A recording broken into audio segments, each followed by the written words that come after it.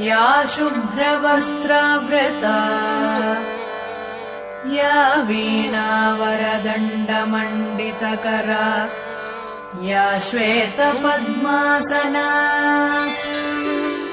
या ब्रह्माच्युतशङ्करप्रभृतिभिः देवैः सदा पूजिता सा मां पातु सरस्वती भगवती निःशेषजाड्यापहा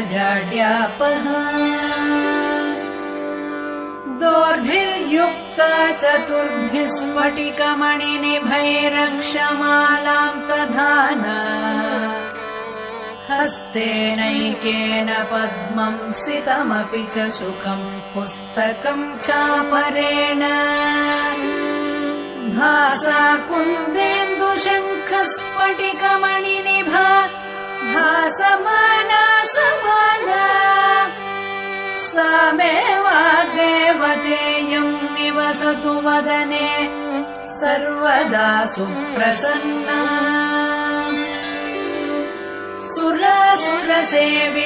सुरासुरसेवितपादपङ्कजा करे विराजत्कमनीय पुस्तका विरिञ्चि पत्नी कमलासनस्थिता सरस्वती नृत्यतु वाचि मे सदा सरस्वती सरसिजकेसरप्रभा तपस्विनी श्रुतकमलासनप्रिया घनस्तनी कमलविलोललोचना मनस्विनी भवतु वरप्रसादिनी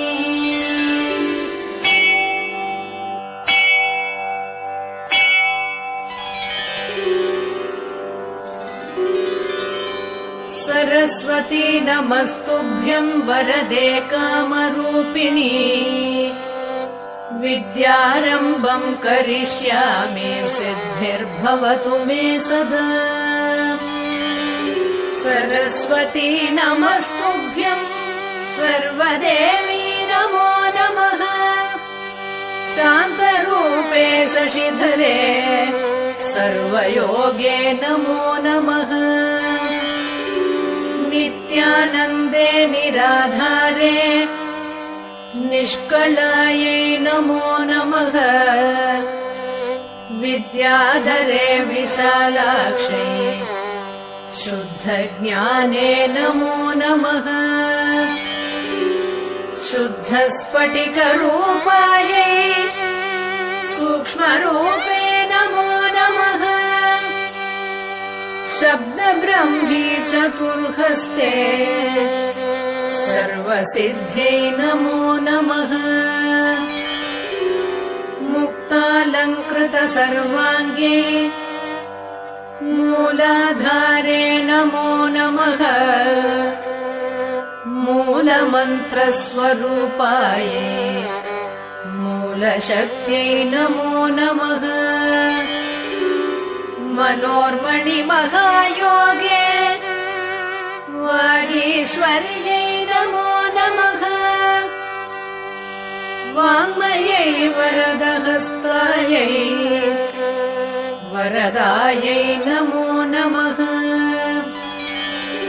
वेदायै वेदरूपायै वेदान्तायै नमो नमः गुणदोषविवर्जिन्यै गुणविद्यै नमो नमः सर्वज्ञाने सदानन्दे सर्वरूपे नमो नमः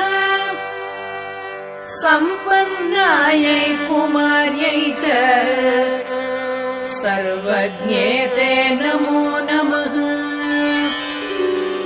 योगानार्यै उमादेव्यै योगानन्दे नमो नमः